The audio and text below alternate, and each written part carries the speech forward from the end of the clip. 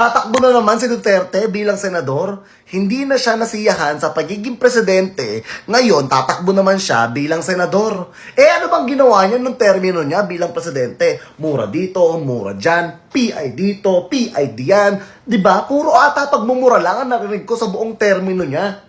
At dahil sa pagmumura na yon, dahil sa pagmumura na yon, bilang OFW, nasaksihan ko ang 3 OFW na nailigtas niya sa parusang kamatayan.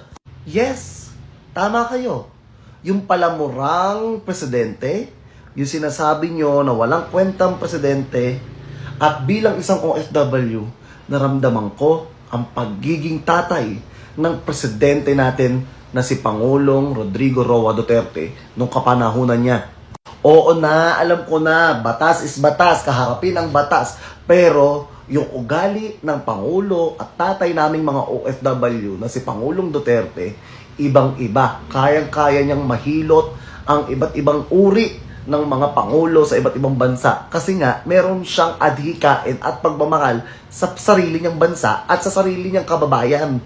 Kaya sa akin, as an OFW, pero okay lang naman, isa lang naman to sa mga opinion ko. Kung ako papipiliin, mas pipiliin ko yung palamura, pero mahal ka.